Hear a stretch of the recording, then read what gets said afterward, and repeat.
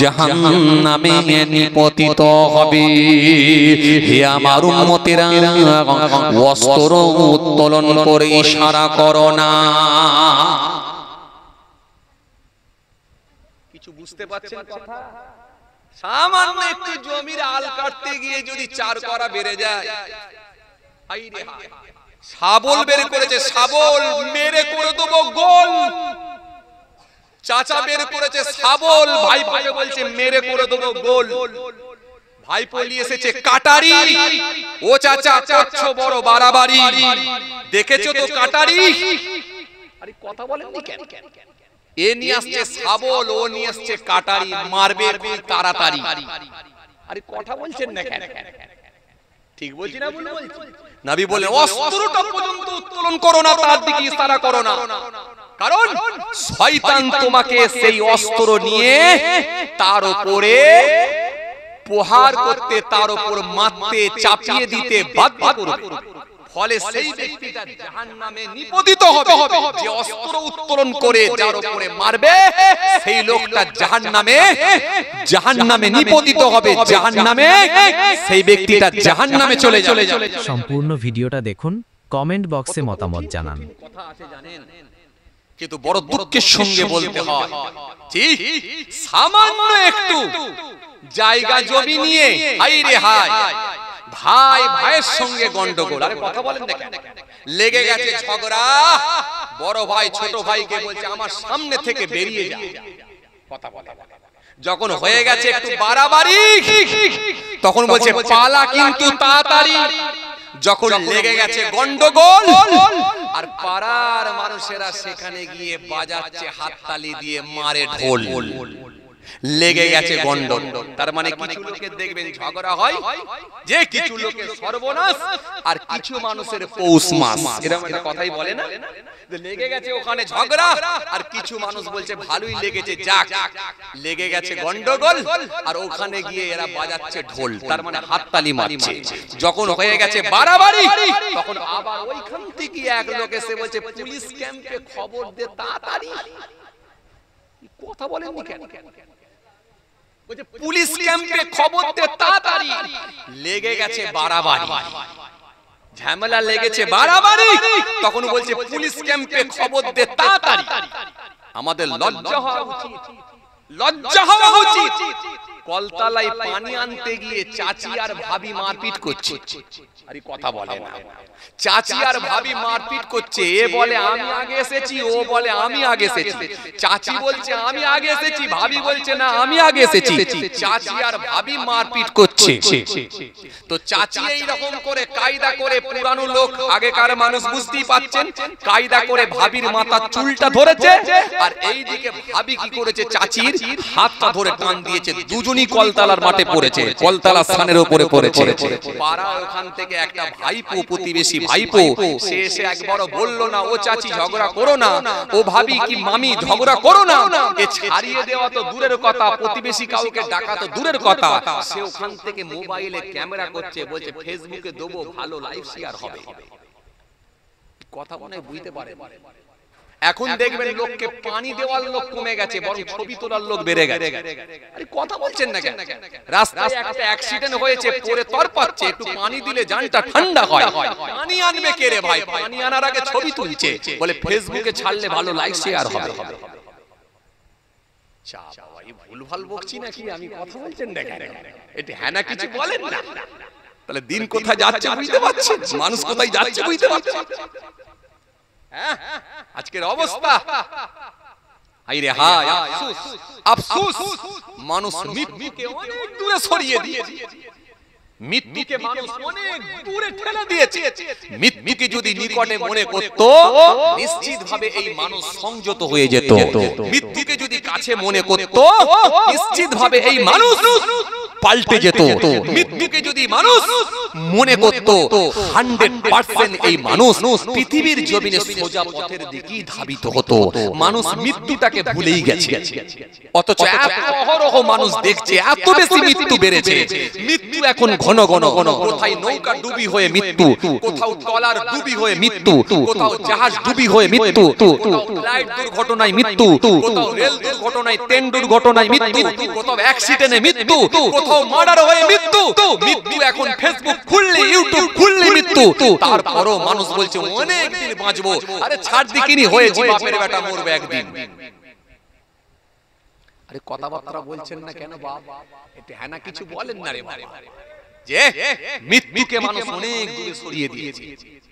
অথচ মৃত্যু সম্পর্কে কোরআনের মধ্যে আল্লাহ বলেন কুল্লু নাফসিন যায়িকাতুল মাউত। মৃত্যু সম্পর্কে আল্লাহ কোরআনের মধ্যে বলেন আইনামা তাকুনু ইউদরিকুমুল মাউত ওয়ালাউ কুনতুম ফি বুরুজিন মুশাইয়্যাদা। অথচ কোরআনের মধ্যে আল্লাহ বলেন ইযা জাআ আজালুহুম লা ইস্তাখিরুনা সাআতাও ওয়ালা ইস্তাকদিমুন। অথচ কোরআনের মধ্যে আল্লাহ সুন্দর করে বললেন মিনহা খালাকনাকুম ওয়া ফিহা নুঈদুকুম ওয়া মিনহা নুখরিজুকুম তারাতান উখরা। অথচ কোরআনের মধ্যে আল্লাহ বললেন কাইফা তাকফুরুনা বিল্লাহি ওয়া কুনতুম আমওয়াতান ফাহিয়াকুম সুম্মা ইউমীতুকুম সুম্মা ইউহয়ীকুম সুম্মা ইলাইহি তুরজাউন। কত সুন্দর আল্লাহ আয়াত দিয়ে বান্দাকে সংযত হতে বললেন, বান্দাকে সংযত হতে বললেন, বান্দাকে কন্ট্রোল হতে বললেন। হে বান্দা কন্ট্রোলে থাক, কিন্তু বান্দা সব সীমা ছাড়িয়ে গেল। অবাক! এই যে ছোট্ট আয়াত, কত সুন্দর আয়াতের মধ্যে আল্লাহ সবকিছু তুলে ধরেছে। কি বললেন? কাইফা তাকফুরুনা বিল্লাহি ওয়া কুনতুম আমওয়াতান ফাহিয়াকুম সুম্মা ইউমীতুকুম সুম্মা ইউহয়ীকুম সুম্মা ইলাইহি তুরজাউন। এই আয়াতের ভিতরে আল্লাহ অতীত, বর্তমান, ভবিষ্যৎ তিনটে কাল নিয়ে আল্লাহ তুলে ধরেছে। কি বললেন? প্রথমে আল্লাহ বললেন কাইফা তাকফুরুনা বিল্লাহি, কেমন করে তোমরা আমাকে অস্বীকার করো, কেমন করে তোমরা আমার নাফরমানি করো, কেমন করে তোমরা আমাকে ভুলে যাও। কাইফা তাকফুরুনা বিল্লাহি ওয়া কুনতুম আমওয়াতান, তোমরা তো ছিলে মৃত। আমরা সবাই, আরে কথা বলে, আমরা সবাই মৃত ছিলাম, মৃত। এটা কি আপনাদের বিশ্বাস হয়? না হয় না। জ্যান্ত বসে আছে আর হুজুর বলছে টাটকা মৃত। এ মনে হয় কথা মনে হয় বোঝে না। জ্যান্ত বসে আছে, হুজুর বলছে টাটকা মৃত। হুজুর কি এটাকে কবরস্থান দেখছে নাকি? সত্যি বলছি, এতটা চোখ খারাপ হয়ে যায় না যে আমি এটাকে কবরস্থান দেখছি। এটা জ্যান্ত মজলিস, জ্যান্ত লোকেদেরই মজলিস দেখছি আমি, কবরস্থান দেখিনি। বিশ্বাস করে কবরস্থান মনে হয় এখান থেকে একটু দূরে, বাঁ দিকে না ডান দিকে? আরে কথা বলে না, বাঁ দিকে না ডান দিকে? তাহলে কবরস্থান আছে একটু দূরে। আমি কিন্তু কবরস্থানে গিয়ে বলিনি যে এরা মৃত, এটা বলিনি। বিশ্বাস করেন এতটা চোখ খারাপ হয়নি। চলুন আমি আপনাকে যেটা বোঝাতে চাইছিলাম, কিন্তু আমি বলিনি, স্বয়ং আল্লাহ নিজে বলছে তোমরা ছিলে মৃত। এটা আপনাদের বিশ্বাস হয়নি তো? এই বিশ্বাস হয়নি তো? 1 মিনিটের মধ্যে আপনাকে বোঝাচ্ছি। বয়স আপনার কত? বয়স আপনার কত? আরে বাবা একটা বলুন না, আনুমানিক বয়স কত? ছাড়ুন না, ধরে নেন 37 বছর বয়স। জাস্ট একটা ধরেই নিলাম 37 বছর বয়স। চলুন আপনাকে আমি একটু প্রশ্ন করতে দিই, একটু ভাবাই, আপনাকে একটু ভাবতে দিই। আচ্ছা বলুন তো, 37 বছর যদি আপনার বয়স হয়, তো 40 বছর বয়সে আপনি 37 বছর বয়স যদি আপনার হয়, তো 40 বছর আগে আপনি কোথায় ছিলেন বন্ধু? কথা মনে হয় বুঝতে পারেনি আমার কথা মনে হয় আপনারা বুঝতে পারেন। বলছি চাচা আমার কথা বুঝতে পাচ্ছেন? এই কথা বুঝে যাচ্ছে? বলছি মাইকের আওয়াজে আমার কথা বুঝে যাচ্ছে তো? যাচ্ছে। আচ্ছা এবারে বলেন 37 বছর বয়স যদি আপনার এখন হয়, তো 40 বছর আগে আপনি কোথায় ছিলেন? একটা অ্যাড্রেস দেন না রে বাবা। নানার বাড়ি যদি ভালো না লাগে খালার বাড়ি বলুন, খালার বাড়ি যদি না ভালো লাগে ফুপুর বাড়ি বলুন, ফুপুর বাড়ি যদি ভালো না লাগে মামার বাড়ি বলুন, আরে মামার বাড়ি যদি ভালো না লাগে দাদুর বাড়ি বলুন, প্রয়োজনে শ্বশুর বাড়ি বলেন। একটা শুনি, একটা অ্যাড্রেস দেন না। কিছু বলছে না, কোন বাড়ি বলছে না। চাচা কোন বাড়ি বলেন?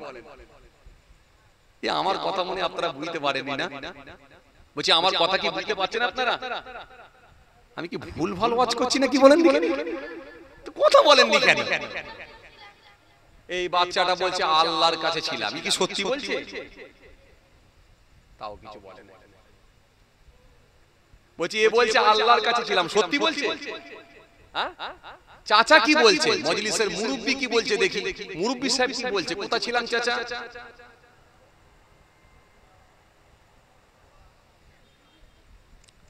মহা বিপদে পড়েছি, সবাই দেখছে, হাসছে, ওর মুখের দিকে তাকাচ্ছে, কিন্তু আওয়াজ দিচ্ছে না। কোন অ্যাড্রেসে ছিলাম কিছুই বলছে না।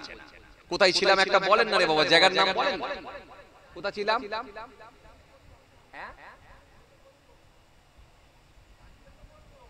এবার দাড়ি সব সাদা হয়ে গেল, চুল সব সাদা হয়ে গেল, এখনো বলছে জানি না তো কি করে বলবো। আচ্ছা, চুল দাড়ি সাদা লোক যদি এ কথা বলে আমি কি মানবো? কথা বলে না। এক্ষুনি যদি বলি চাচা আপনার কতদিন ওয়াজ শুনছেন, গর্ব করে বলছে 37 বছর ওয়াজ শুনছি, আপনার থেকে বেশি দিন ওয়াজ শুনছি। আপনার বয়স কত? আপনার বয়স যা তার থেকে বেশি দিন ওয়াজ শুনছি। এক্ষুনি তো গর্ব করে বলবে আলহামদুলিল্লাহ, তা তো বলবে। তারপরে যদি বলে জানি না তো কি করে বলবে, এটা কেমন করে বলেন? ভুলে গেছি এই সময় মাথায় আসছে না বলে। চলেন আমি তাহলে আপনাদের বলি, এই কোচিটা কিন্তু খারাপ বলে না, ওর মতোই বলেছে আল্লাহর কাছে ছিলাম। তার মানে আমরা কোথায় ছিলাম? আমরা ছিলাম রূহের জগতে ছিলাম। আমাদেরকে আমার আল্লাহ রূহ হিসাবে, আত্মা রূহ, রূহ বোঝেন আপনারা? রূহ বোঝেন? আত্মা রূহ, জান রূহ বোঝেন না? এই আত্মা রূহ আমার আল্লাহ আমাদেরকে রূহের জগতে রেখেছিলেন। তার মানে আমরা পৃথিবীতে আসিনি। আরে কথা বলে না, পৃথিবীতে আসেনি, আমাদেরকে আমার আল্লাহ রূহ হিসাবে বানিয়ে রেখেছিলেন। আমার আল্লাহ সেদিনে জিজ্ঞাসা করেছিলেন, আলাস্তু বিরাব্বিকুম, আমি কি তোমাদের রব নয়? আমরা সকলেই বলেছিলাম, উচ্চ আওয়াজে বলেছিলাম, ক্বালু বালা, অবশ্যই 100% আপনি আমাদের রব, আপনি আমাদের সব। যখন এই কথা বললাম তখন আমরা সবাই যখন এই আওয়াজ দিলাম, আমার আল্লাহ বলেন তাই যদি হয় তো পৃথিবীর জমিনে তাহলে আমি তোদেরকে পাঠাবো। কাউকে 50 বছর, কাউকে 60 বছর, কাউকে 80 বছর, কাউকে 90 বছর, কাউকে আমি আল্লাহ 90 বছর, কাউকে 100 বছর, কাউকে 30 বছর, কাউকে 40 বছর এই পৃথিবীর জমিনে সব কিছু ভোগ করবি, কিন্তু বান্দা আমাকে একটু মনে রাখবি। জোরে বলতে পারেন না সুবহানাল্লাহ? একটু মহব্বতে হয় না? সব ভোগ করবি কিন্তু আমাকে ভুলে যাবি না, আমাকে একটু মনে রাখবি। আল্লাহ মনে রাখবো, 100% মনে রাখবো, যা চলে যা। আল্লাহ আমাদেরকে পাঠালেন, তাহলে আমরা কি অস্বীকার করতে পারবো যে রূহের জগতে আমরা ছিলাম না? আরে কথা বলে না, বলছি রূহের জগতে আমরা ছিলাম না, এটা অস্বীকারের কোনো জায়গা আছে না। তার মানে আমরা রূহের জগতে ছিলাম, এই জন্য আল্লাহ বলেন তোমরা ছিলে মৃত। কাইফা তাকফুরুনা বিল্লাহি ওয়া কুনতুম আমওয়াতা, তোমরা তো ছিলে মৃত। মিলে গেল আল্লাহর কথা? আরে কথা বলে না, বলছি মিলে গেল আল্লাহর কথা? মিলে গেল। তার মানে আমরা ছিলাম রূহের জগতে, তোমরা ছিলে মৃত। ওয়া কুনতুম আমওয়াতা ফাহইয়াকুম, আমি আল্লাহ তোমাদেরকে জিন্দা করেছি। তার মানে এখন আমরা সবাই জিন্দা। এই এখন আমরা সব মুর্দা না জিন্দা? মুর্দা জিন্দা সেই বলো, এ আমাকে খাপ করে ফেলছে। মুর্দার লোক এখানে থাকবে কেন? কবরস্থানে থাকবে তো। যে তার মানে আমরা সবাই জিন্দা, তার মানে জ্যান্ত অবস্থায় আমরা বসে আছি। তার মানে আল্লাহ যা বলেছে মিলে গেছে। এই মিলে গেছে, মিলে গেছে। এরপর আল্লাহ বলেন সুম্মা ইউমিতুকুম, ফের তোমাদেরকে মৃত্যু দেব, সবাই মারা যাবে। তার প্রমাণ হচ্ছে পাশের গোরস্থান দেখলি আমরা বুঝতে পারবো।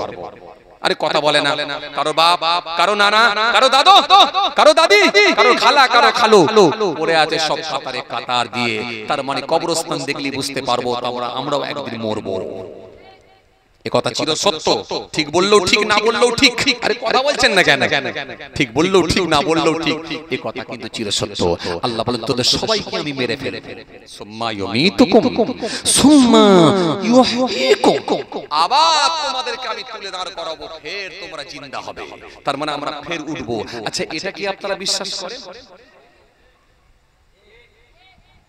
এটাও বলছে ঠিক। কিছু লোক তারা বলে হুজুর মরে যাওয়ার পরে আবার উঠবো কি না উঠবো, হয়তো উঠবো, কিন্তু ঠিক বিশ্বাস করতে পারিনি হুজুর, কেন কাউকে দেখিনি মরে যাওয়ার পরে উঠে দাঁড়াচ্ছে, এটা দেখি। কিন্তু আল্লাহ বলছেন তোদেরকে ফের তুলে দাঁড় করাবো। তার মানে আমরা ফের উঠবো, উঠবো। এটা অস্বীকারের কোনো জায়গা নাই। এখন এই কথা বললে আপনাদের ভেতর থেকে একটা প্রশ্ন আসতে পারে, হুজুর একটা কথা বলবো, মনের প্রশ্নটা একটু বলবো হুজুর? হ্যাঁ বলুন। হুজুর আল্লাহ এত ভালোবেসে মহব্বত করে যত্ন করে পৃথিবীর জমিনে পাঠিয়ে আবার মেরে দেবেন কেন? কথা বলে না। আল্লাহ নাই তো মারতে পারতেন। আরে কথা বলছেন না কেন? এটা দেখবেন অনেক নাস্তিকরাও কিন্তু মনের ভেতরে এই প্রশ্ন তাদের যে এত যত্ন করে ভালোবেসে যখন আল্লাহ বানালো, তাহলে আবার মেরে দেবার কি দরকার ছিল? কথা বলে না, মেরে দেবার কি দরকার ছিল? আল্লাহ ইচ্ছা করলে তো বাঁচিয়ে রাখতে পারতেন, পারতো না?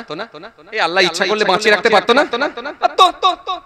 আপনি অতীতের ইতিহাস পড়ুন, নমরুদকে আল্লাহ 1700 বছর বাঁচিয়ে রেখেছিল।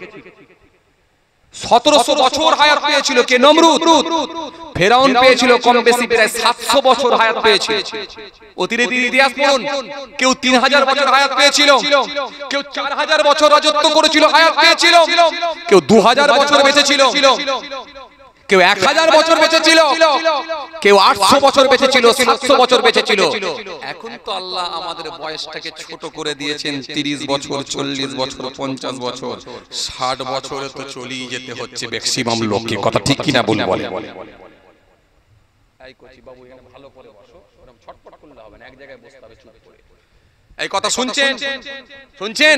তাহলে এটা আমাদের একটা প্রশ্ন থাকতে পারে মনে, যে এত ভালোবেসে যত্ন করে আল্লাহ যখন আমাদেরকে প্রেরণ করলেন বা বানালেন, তো আবার মেরে দেবার কি দরকার ছিল? প্রশ্ন থাকতে পারে না?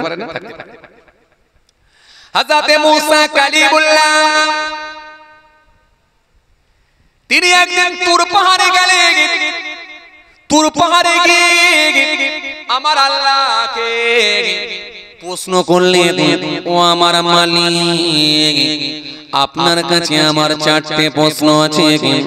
ও আমার রব, এর ভেতরে 1 নম্বর হলো আপনি মানুষকে ভালোবেসে যত্ন করে পৃথিবীর জমিনে পাঠিয়ে আবার আপনি এই বান্দা বান্দিগুলোকে আপনি মেরে দেন, তার পরিবারের সমস্ত সদস্যদেরকে কাঁদিয়ে আল্লাহ আপনি তো নাও মারতে পারতেন।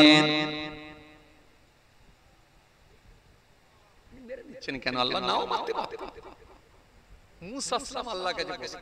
এটা আমাদেরও কিন্তু অনেকেরই মনের প্রশ্ন। কথা বলে না, অনেকেরই কিন্তু মনের প্রশ্ন। এক আল্লাহ বললেন মুসা, এর পরে আর কিছু প্রশ্ন আছে। আল্লাহ এই পৃথিবীর জমিনে কাকে আপনি, কোন বান্দাকে সবথেকে বেশি ভালোবাসেন? দ্বিতীয় নাম্বার প্রশ্ন। তৃতীয় নাম্বার প্রশ্ন, কাকে আপনি জ্ঞানী মনে করেন? কাকে সবথেকে বেশি জ্ঞান দিয়েছেন আল্লাহ? কোন লোকটা জ্ঞানী? চতুর্থ নাম্বার প্রশ্ন, আল্লাহ কোন ব্যক্তিটা আপনার কাছে মনে হয়েছে এই লোকটা হলো ধনী? মুসা নবী এই 4টে প্রশ্ন করেছেন। এই কথা শুনছেন আপনারা? 4টে প্রশ্ন। কষ্ট হচ্ছে আপনাদের? এই জোরে বলুন, কষ্ট হচ্ছে? যাক আলহামদুলিল্লাহ। কষ্ট হলে কিন্তু আমি ছেড়ে দেবো ভাই। কেন বলেন? লোকজন একটু কমই আছে, খুব বেশি লোকজনও নাই। তবে হ্যাঁ, যা আছে আলহামদুলিল্লাহ, প্রথম থেকে যা পেয়েছি। তবে হ্যাঁ, লোক কম হলেও কিন্তু লোকের জোশ আছে, কারোর চোখে ঘুম নাই। একবার তাকবীর দেন তো দেখি, নারায়ে তাকবীর। মাশাআল্লাহ। তা বলে কি পেছন দিকের লোক একটু দেবেন না তাকবীর? সবাই মিলে একটু মিলিয়ে ঝুলিয়ে দেন না, দেখি কেমন আওয়াজ হয়। পরিসরের লোক মাশাআল্লাহ, আওয়াজও ভালো, টেম্পারও ভালো, কথা বলে না। আর গরুও হয় মনে হয় ভালো। সপ্তাহে কবার? প্রতিদিন। আল্লাহু আকবার। বলে সপ্তাহে কি হুজুর? প্রতিদিন। তো প্রতিদিন যদি গোশ খান তো গরু হয়, তো এই রকম টেম্পার মানা যায়? এ তো যা দেখছি আমার তো মনে হচ্ছে আপনাদের 30 দিন কেন 3 মাস রোজা রেখে বসে আছে এরকম টেম্পার। একটু সবাই মিলে দেন না দেখি, নারায়ে তাকবীর। মাশাআল্লাহ। একটু ছেলে বাচ্চা, বাপ বেটা, মামা ভাগনা, চাচা ভাইপো দাদু সবাই মিলে একসাথে একটু লাগো, নারায়ে তাকবীর। আর একটু জোরে নারায়ে তাকবীর, নারায়ে তাকবীর। সিলসিলায়ে মুজাদ্দিদ জামা, সিলসিলায়ে মুজাদ্দিদ জামা, দাদা পীরের হক সিলসিলা, দাদা পীরের হক সিলসিলা। বনো পাড়ার বাৎসরিক সালে সব, বনো পাড়ার বাৎসরিক সালে সব কমিটি বৃন্দ, শ্রোতাগণ, পনিশল গ্রামের বাৎসরিক সালে সব, নারায়ে তাকবীর। মাশাআল্লাহ চলেন। কারোর ঘুম পায়নি তো গো?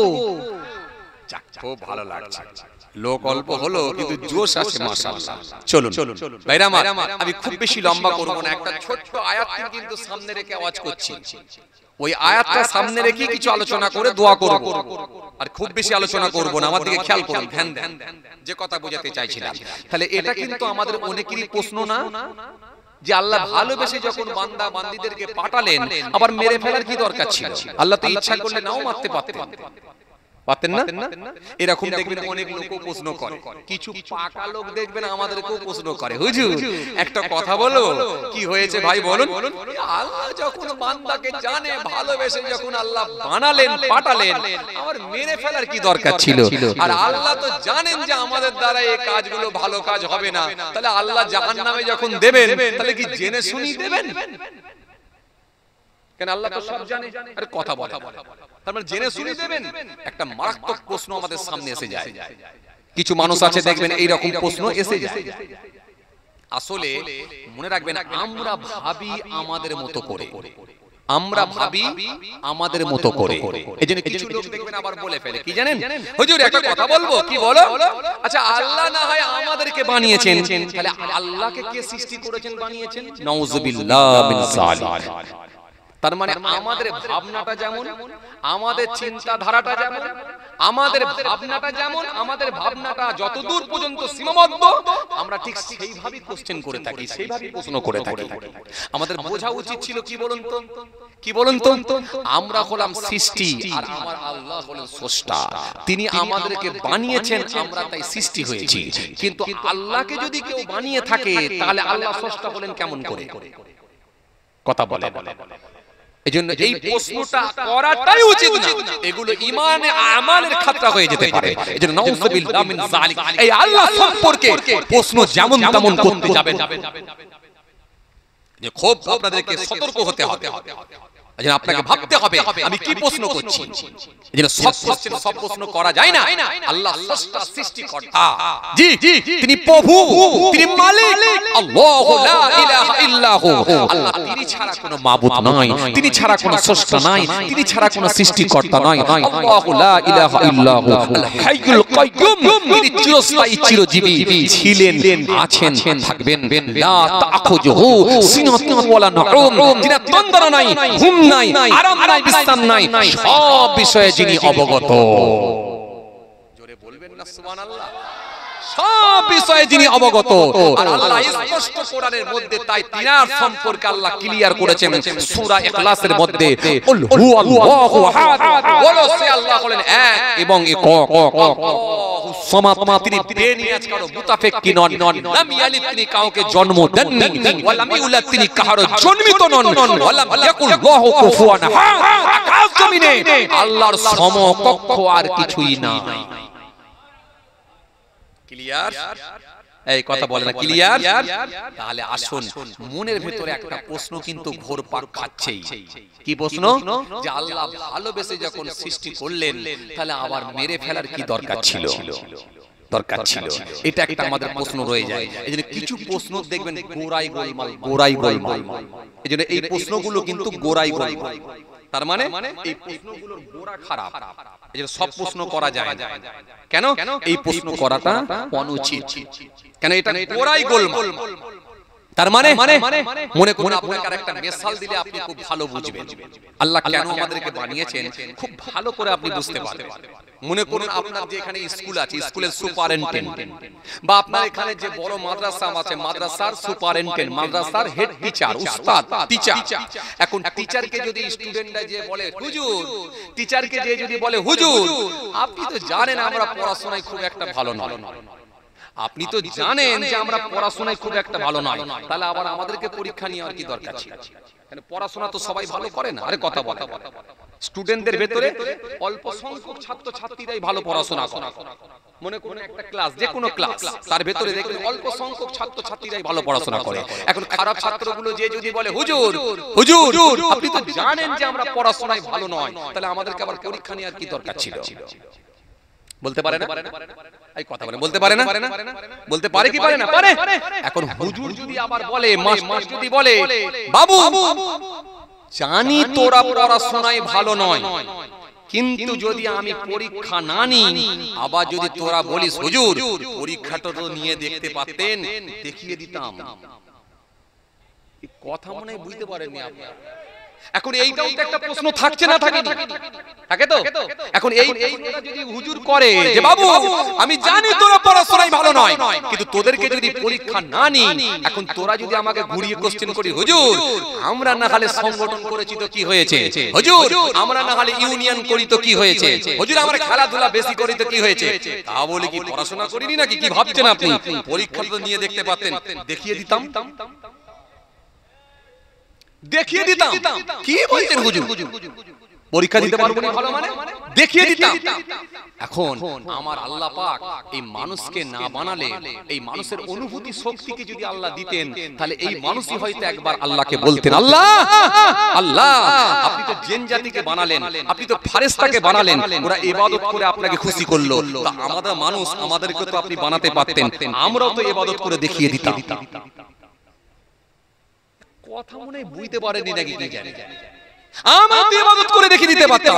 তাহলে আমাদের প্রশ্নের জায়গাটা বন্ধ করে দিয়েছে আল্লাহ, ক্লোজ করে দিয়েছে। তার মানে আমরা আর বলতে পারবো না যে আমরা আপনি ইবাদত করে আমি দেখি আমরা দেখিয়ে দিতাম, এই প্রশ্নটা করার কিন্তু আমাদের আর কোনো সুযোগ নাই। কিন্তু আমার আল্লাহ এই জন্য আমাদেরকে পাঠালেন, তার মানে প্রশ্ন আর করতে পারবে না।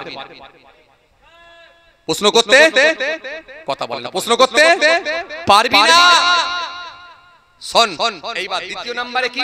তাহলে মানুষকে যে আল্লাহ বানালেন, পৃথিবীর জমিনে প্রেরণ করলেন, আল্লাহ ইচ্ছা করলে তাদেরকে তো নাও মারতে পারতেন। এটা একটা এই মুসা কালিমুল্লাহ ঠিক এই প্রশ্নটাই করেছিলেন তুর পাহাড়ে গিয়ে। মনে আছে আপনাদের? এটা বলতে বলতে চলে এলাম, মনে আছে? এই প্রশ্নটা মুসা সালাম করলেন। হযরতে মুসা কালিমুল্লাহ তুর পাহাড়ে চলে গেলেন। তুর পাহাড়ে গিয়ে আমার আল্লাহকে প্রশ্ন করলেন, ও আমার মালিক, ও আমার স্রষ্টা, ও আমার সৃষ্টিকর্তা, মানুষকে আপনি ভালোবেসে এই পৃথিবীর জমিনে প্রেরণ করেন, কিন্তু বড় দুঃখের বিষয় হলো এই মানুষকে আপনি আবার মেরে দেন। হুজুর মানুষকে আপনি নাও তো মারতে পারতেন। আপনাদের কি লাইভ হচ্ছে? আচ্ছা আচ্ছা, নাও তো মারতে পারতেন। এই কথা শুনছেন? আমার আল্লাহ সেই সময় বললেন, ও ঈসা রুহুল্লাহ, ও মুসা কালিমুল্লাহ, ও মুসা শুনে রেখে দাও, মানুষকে আমি নাও মারতে পারতাম, এটা ঠিকই, তবে মুসা মারি কেন জানো? ও মুসা শোনো, আজকে তোমাকে আমি আল্লাহ হুকুম দিলাম, ও মুসা তুমি ফসল ফলন করো, ফসল ফলাও। হযরতে নবী মুসা গম চাষ করলেন, গম চাষ হয়ে গেল, গমগুলো যখন পেকে গেল নির্দিষ্ট সময়ে হযরতে নবী মুসা গমগুলোকে কেটে ফেললেন। গমগুলোকে কেটে ওই গমের গাছ থেকে গমগুলোকে আলাদা করলেন আর খোসাগুলোকে আলাদা করে দিলেন। আমার আল্লাহ সেই সময়ে বলেছিলেন, ও মুসা তুমি গম গাছগুলো কেন কেটে ফেললে, আর গমের দানাগুলো কেন আলাদা করলে, আর খোসাগুলো কেন আলাদা করলে, একবার বলো। গম গাছগুলোকে কেটে ফেলে, কেটে দানাগুলো আলাদা, খোসাগুলো আলাদা, এরকম করছো কেন মুসা? একবার আমাকে বলো তো। হযরতে নবী মুসা সেই সময় বলেছিলেন, ও আমার আল্লাহ, ও আমার মালিক, ও আমার রব, ও আমার স্রষ্টা, যদি আমি নির্দিষ্ট সময়ে যদি আমি গম গাছ না কাটি, গম যখন পেকে যাবে, যদি আমি না কাটি, তাহলে গমগুলোকে আর খোসাগুলোকে যদি আলাদা না করি, তার মানে আমি ওই গম কি করে কাজে লাগাবো, গমগুলো কেমন করে আমি ব্যবহার করব, খাবো। আমার আল্লাহ সেই সময় বললেন, ও মুসা শোনো শোনো, যেমন তুমি নির্দিষ্ট টাইমে গম গাছগুলোকে কেটে ফেলো আর দানাগুলো আর খোসাগুলোকে যেমন আলাদা করো, এজন্য আমি আল্লাহ প্রত্যেকটা বান্দা বান্দির হায়াত আমি আল্লাহ বেঁধে দিয়েছি। নির্দিষ্ট টাইমে তাদেরকে আমি আল্লাহ মৃত্যু দেব, মৃত্যু দিয়ে তাদের মধ্যে রূহগুলোকে আমি আল্লাহ আলাদা করব, ভালো রূহগুলোকে আর খারাপ রূহগুলোকে আমি আল্লাহ ভিন্ন করে দেব, আলাদা করে দেব। খারাপ রূহের ভিতর থেকে ভালো রূহগুলোকে আমি আল্লাহ আলাদা করে দেব। কেন? আমি আল্লাহ প্রত্যেকটা বান্দা বান্দির নির্দিষ্ট টাইমে মৃত্যু দেব, মৃত্যু দিয়ে তার ভালো রূহ আর মন্দ রূহ খারাপ রূহ আলাদা করে দেব, পৃথক করে দেব, আলাদা করে দেব। কেন? মৃত্যু যদি না দিই তাহলে রূহ আলাদা করব কি? কথা মনে বুঝতে পারে। মৃত্যু যদি না দিই তাহলে রূহ আলাদা করব কি করে? রূহগুলোকে আমি আল্লাহ আলাদা করার সহজ উপায় হলো মৃত্যু। আলাদা করার সহজ উপায় হলো মৃত্যু। মৃত্যু যদি না দিই তাহলে রূহকে কিন্তু আলাদা করা সম্ভব না। আর ভালো রূহ যেগুলো তাদেরকে আমি আল্লাহ তাদের জন্য জান্নাত বেনিফিট দেব। এই ভালো রূহগুলোকে পুরস্কার দেওয়ার উত্তম মাধ্যম হলো সেটা হলো মৃত্যু। তাহলে মৃত্যু কেন দিয়ে বুঝে এলো কথা? কথা বলেন বুঝে এলো? তাহলে মৃত্যু আল্লাহ এই জন্য দেন যাতে করে ভালো রূহ আর খারাপ রূহকে আলাদা করে দেওয়া যায়। এই জন্য আল্লাহ মৃত্যু দিয়ে থাকেন ভালো রূহ আর খারাপ রূহকে আলাদা করে দেওয়া যায়। কথা কিছু বুঝতে পারছেন? ভালো রূহ আর খারাপ রূহকে আলাদা করে দেবেন বলে আল্লাহ মৃত্যু দিয়ে থাকেন। আর জান্নাত দেবেন বলে আল্লাহ ওয়াদা দিয়েছেন, যারা ভালো ব্যক্তি হবে ভালো ব্যক্তিদেরকে আল্লাহ জান্নাত দেবেন। তার উত্তম মাধ্যম হলো মৃত্যু। মৃত্যু না হলে পরীক্ষা নেওয়া সম্ভব না। এই পরীক্ষা নেওয়ার জন্য আমি আল্লাহ মৃত্যু দিই। তাহলে মৃত্যু কেন হয় বুঝা গেল? এই কথা বললে বুঝা গেল কথা? মৃত্যু কেন হয় তাহলে আমরা ক্লিয়ার হলাম বুঝতে।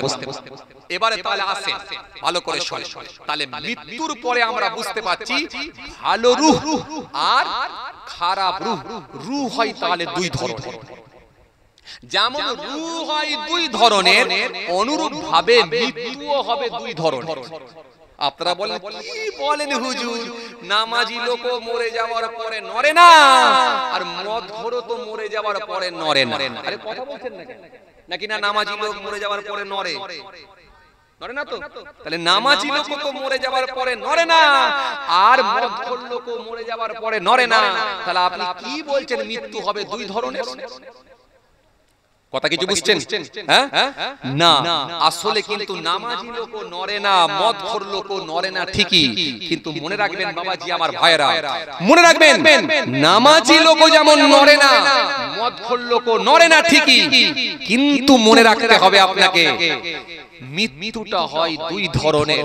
একটা হয় ভালো মৃত্যু আর একটা হয় মন্দ মৃত্যু, মানে খারাপ মৃত্যু। এবারে ভালো মৃত্যু কোনগুলো, মন্দ মৃত্যু অর্থাৎ খারাপ মৃত্যু কোনগুলো, এবারে একটু জানতে হবে। সবাইকে যেন এক কাটাই ফেলে দেবেন না যে মরে গেছে, একটা আল্লাহওয়ালা লোকও মারা গেছে আর একটা মদখোরও মারা গেছে, দুটো মৃত্যু সমান হয়েছে এটা ভাববেন না। এই মৃত্যু হয় দুই ধরনের, আমি আপনাকে পরে বুঝিয়ে দিচ্ছি ইনশাআল্লাহ। ইনশাআল্লাহ পরে পরে। তাহলে মৃত্যু হয় দুই ধরনের আর রূহ হলো দুই ধরনের। ভালো মৃত্যু আর মন্দ মৃত্যু কেমন? মন্দ মৃত্যু আর ভালো মৃত্যু, খারাপ মৃত্যু আর ভালো মৃত্যু কেমন, এটা আপনাকে পরে বলছি। চলুন চলুন, এবার আপনাকে আমি যেটা বোঝাতে চাইছি, চলুন এবার আমি আরেকটুখানি সেই আগের দিকে ফিরে যাই। কোন দিকে? কোন দিকে? যে আয়াতটা নিয়ে আপনাদের সামনে আলোচনা করেছিলাম, কাইফা তাকফুরুনা বিল্লাহি আকুতুম আমওয়াতান ফায়াকুম। আমি আল্লাহ তোমাদেরকে জিন্দা করেছি, সুম্মা ইউমিতুকুম, ফির তোমাদেরকে মৃত্যুবরণ করতে হবে, তার মানে আমরা মারা যাব, যেটা নিয়ে আমি এতক্ষণ আলোচনা করছিলাম। সুম্মা ইউমিতুকুম সুম্মা ইউহয়িকুম, ফির তোমাদেরকে আমি আল্লাহ জিন্দা করব, মানে আমরা উঠে দাঁড়াবো। কথা বলে না, উঠে দাঁড়াবো, তার মানে এই বিশ্বাসটা আমাদের আছে তো নাকি? উঠে দাঁড়াবো তো। মৃত্যুর পরে জিন্দা হব, কেমন করে মৃত্যুর পরে জিন্দা করা সম্ভব এবার একটু দিয়ে বলি, তারপরে আপনাদেরকে আমি বলবো ভালো মৃত্যু আর খারাপ মৃত্যু কেমন। রূহ দুই ধরনের, ভালো রূহ আর মন্দ রূহ কেন, এটা আপনাদেরকে বলবো। এবারে মৃত্যুর পরে যে জিন্দা হব কেমন করে একটুখানি কষ্ট হচ্ছে আপনাদের, জোরে বলে কষ্ট হচ্ছে? মাশাআল্লাহ, আলহামদুলিল্লাহ। চলুন আর একটুখানি আলোচনা করছি। ও আল্লাহ, এই তো টাইম অনেক হয়ে গেছে গো, তো 1:45 বেজে গেছে দেখছি।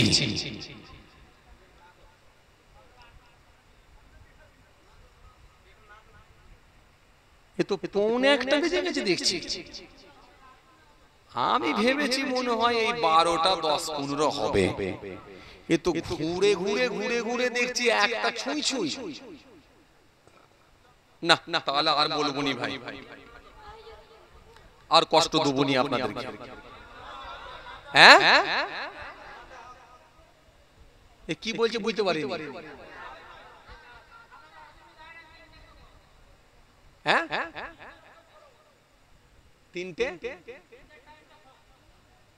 3টে টাইম হোক। এ তো মাথা খারাপ, এ 3টে এখন অনেক দেরি।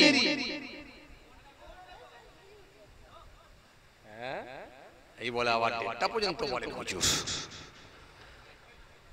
তার মানে এ পাশে বসে এই আমার হয়ে বলবে, সে না করে আবার আমার উল্টো বলছে।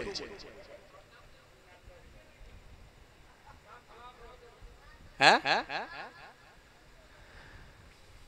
চলেন খেয়াল করেন, লক্ষ্য করেন, আমি আর অল্প সময় আছি, একটু ভালো করে বোঝার চেষ্টা করেন এই মৃত্যুর পর আল্লাহ জিন্দা করবেন কিভাবে। হে তরুণিয়া নওজওয়ান যুবকেরা,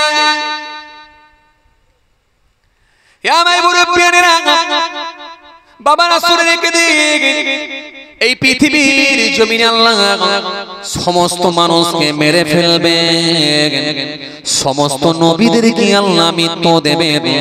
তবে কিতাবের মধ্যে পাওয়া যায় নবী আম্বিয়া সালামরা কবরে যাওয়ার পরে মৃত্যু নয়, বরং তাদেরকে আমার আল্লাহ জিন্দা অবস্থায় রেখে দিয়েছে। কেন হাদিস পাকের মধ্যে পাওয়া যায় রাসূলুল্লাহ জানিয়েছেন, নিশ্চয় নিশ্চয় নবীদের লাশ কোন মাটিতে খেতে পারে না। তবে মনে রাখবেন বাবাজি, আমার ভাইরা, কবরের জীবনটা কেমন সেটা আমাদের জানা নাই, সেটা একমাত্র আমার মালিক আল্লাহই জানে। তবে আপনাদেরকে একটা কথা বলি শুনেন বাবাজি, আমার ভাইরা, তবে এই পৃথিবীর জমিনে 4জন নবী এখনো হায়াতে আছেন, জিন্দা অবস্থায় আছেন। এই 4জন নবী কিয়ামত পর্যন্ত জিন্দা অবস্থায় থাকবেন। এই 4জন নবী এখনো পর্যন্ত হায়াতে আছেন, ইনাদের পৃথিবীর জমিনে এখনো হায়াতে আছেন, ইন্তেকাল হননি। তার মধ্যে 2জন হলো আসমানে, তার মধ্যে 2জন হলো পৃথিবীর জমিনে। 4জন নবী এখন হায়াতে আছে। জানেন আপনারা নাম জানেন? কথা বলেন, বুঝি জানেন নাম? নামও জানেন, তাহলে এটাও বাকি রয়ে গেল। 2 ধরনের রূহ, কেমন রূহ সেটাও বাকি রয়ে গেল। আর একটা কি বাকি আছে বললাম?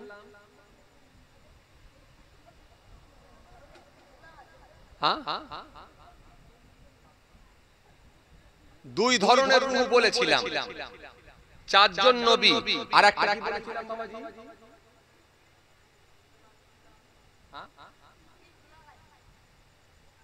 কি বলেছিলাম বাবাজি? আর একটা ভুলে গেছেন? 2 ধরনের মৃত্যু, একটা হলো ভালো মৃত্যু আর একটা হলো মন্দ মৃত্যু। এই মৃত্যু কেমন, ভালো মৃত্যুর লক্ষণ কি? তাহলে ভালো মৃত্যু, ভালো রূহ আর 4জন নবী এখনো চলুন পরে আসছি, যদি আল্লাহ বলেন সময় যদি থাকে পরে দেখছি, খেয়াল করেন। তার ভেতরে একজন নবীজি হযরত ঈসা রূহুল্লাহ নামটা বলে দিলাম, কারণ আপনারা আজ শুনেছেন ঈসা রূহুল্লাহ তিনি এখন আসমানে আছেন, তিনি কিন্তু এখনো হায়াতে আছেন। যার নাম